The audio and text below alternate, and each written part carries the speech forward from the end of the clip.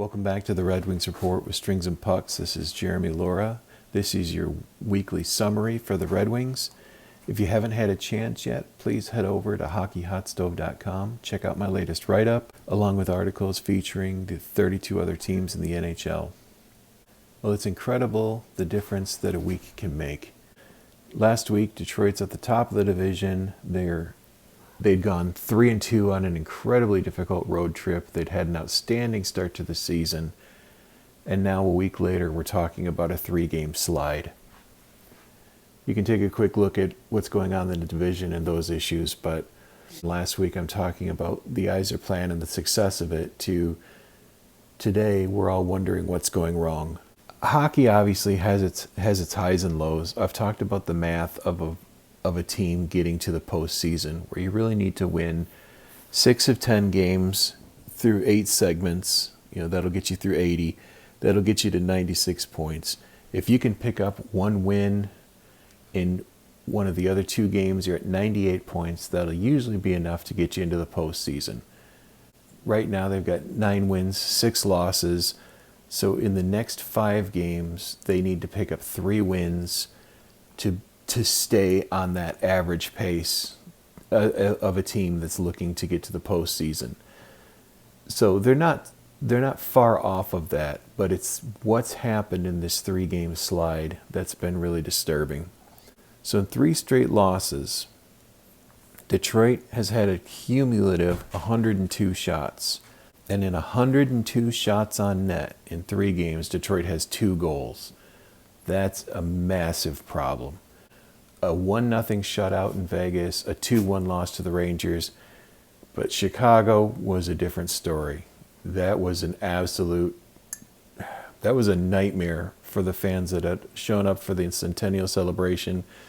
Plus, those losses happened in front of all those Red Wings legends. You had Sergei Fedorov in the building.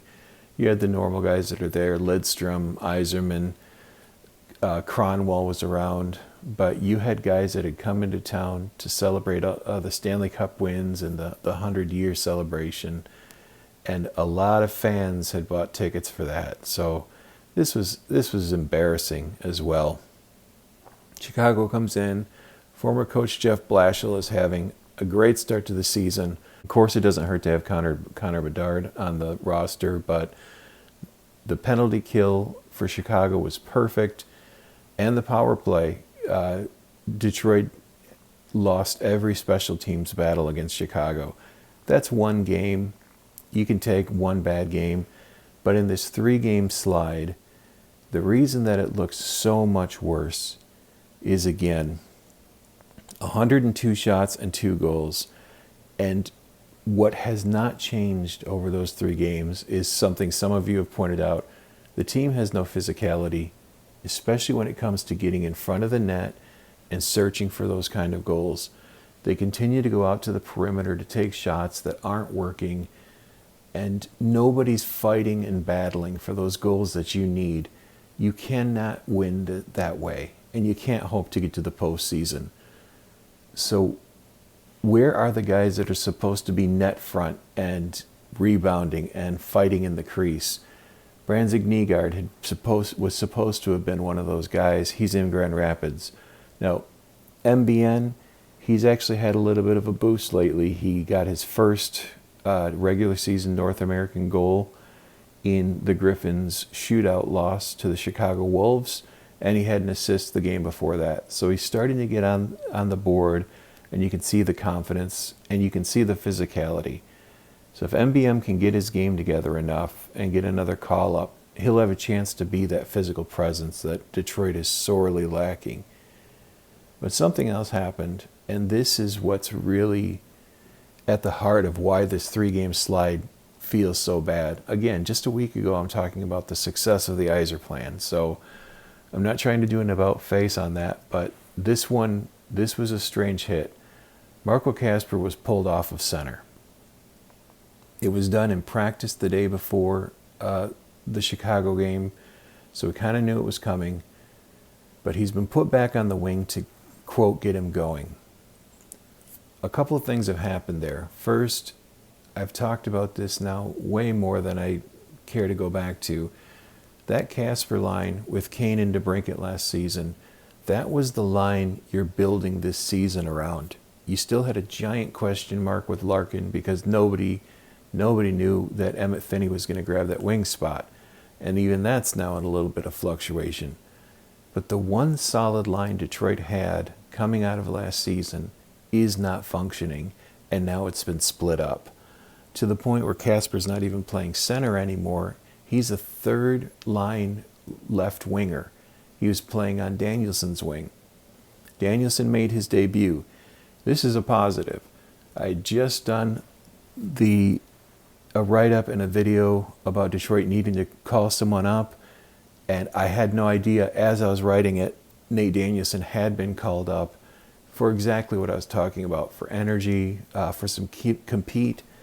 Danielson had a pretty good debut.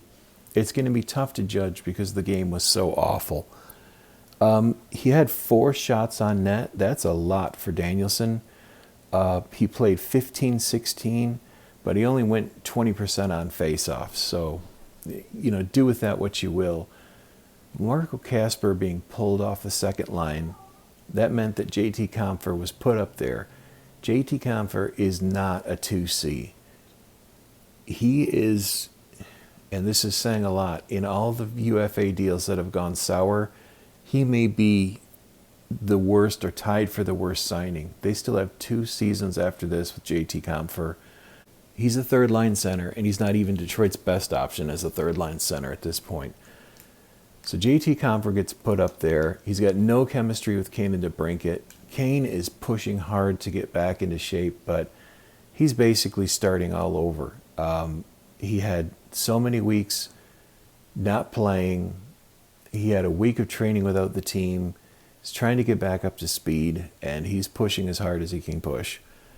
But that line of Compher, Kane, and DeBrincat, that does not work. And in the end, DeBrincat got moved up with Larkin and Raymond, so now you're completely diluted outside of the top line. That honestly was one of the most disheartening things to see, because you're back to a team that doesn't even have a top 6 and barely has. Yesterday, they literally only had 3 players that looked like they're functioning at a top 6 level. Again, Kane's coming back. He's working his way back in. I don't look at JT Compher as a top 6 player right now. Emmett Finney, he's struggling. He got moved around. And all of a sudden, you went from a couple weeks ago, the hopes of having a solid top 6, to really only having 3 or 4 players that would even meet the criteria of top 6 players, and just a line that keeps getting shuffled around. So I guess I just wanted to step back and say the 3-game slide is not a disaster. It's a long season. But the way they lost and the way this team looks right now, it looks like all of a sudden Marco Kasper isn't your 2C. He's not even playing the center position. Nate Danielson gets a call up, and you need a better game for him. He was fine. He wasn't the problem. But it's really hard to evaluate his performance when the team just looked like they did. There's no energy. There's nothing going on. You capped off the Detroit game with a big disappointment in Grand Rapids, as your winning streak was broken. But more than that, Grand Rapids lost those 2 goalies in a week. Kosa is hurt. He gets hurt in practice. So yesterday, Postava gets the start. In the first period, Postava goes down with what looks like a groin injury. So now you've got Gylander, who was called up from Toledo. He ends up letting in 2 shorthanded goals, and the team loses 4-3 in a shootout.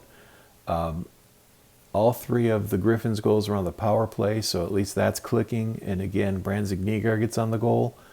But all of a sudden, Grand Rapids may have lost both of those goalies that you credited with that hot start, and that team could be in more trouble. I don't know if Gylander can step up to the plate, but at the same time, now you've lost Danielson to Detroit unless they move him back for the Wednesday matinee in Grand Rapids. So the Griffins over the weekend, they lose Danielson, who's a key performer, obviously. They lose both goalies. So there could be some rough weeks ahead for Detroit fans, both in the NHL and in the AHL. And this is just a week out from everyone celebrating, myself included, Detroit's incredible start, the win over San Jose, the Griffins opened the season. They still haven't been beaten in regulation. So the Griffins' first 10 games are 9-0-1. So still an amazing start to the season, but you've now got 2 hurt goalies. Danielson's no longer with the club, and they've got a veteran problem. You've got so many veterans on that Grand Rapids squad that right now 2 of them have to be scratched. So guys like Watson are in. That makes Shine have to sit out, and one of your rotating NHL defenseman that was set down has to be scratched as well. So Grand Rapids could be heading for a really difficult week. But luckily, again, Brandsegg-Nygard's starting to step up. Lombardi is going to be your number 1 center down there while Danielson's gone. So it'll be interesting to see.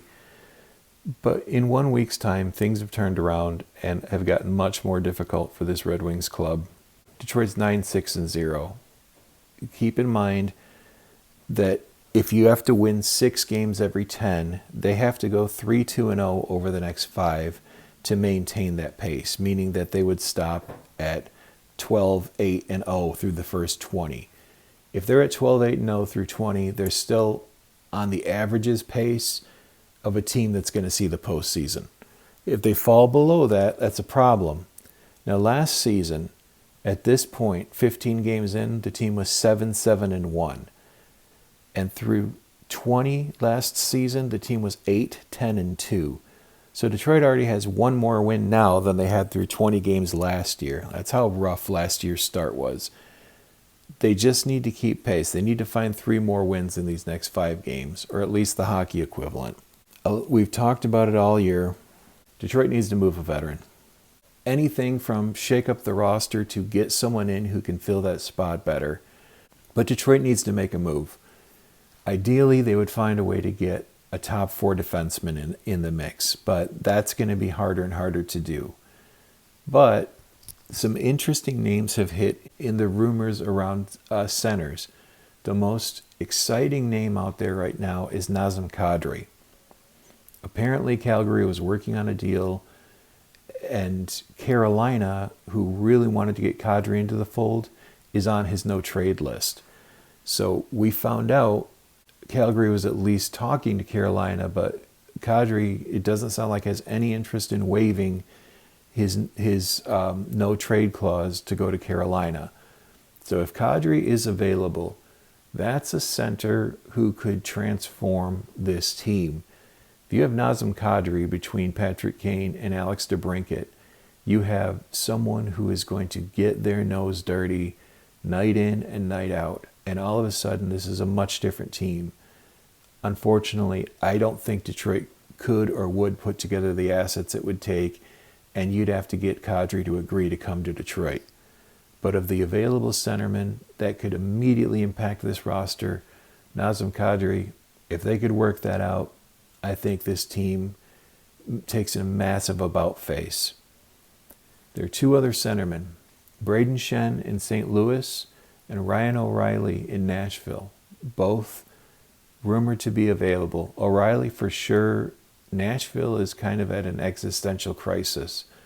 They'd hoped again that all those big moves from 2 years ago, plus they had another good summer grabbing a defenseman that Detroit wanted out of Vegas, but it's still not coming together, and Ryan O'Reilly is rumored to be on the move.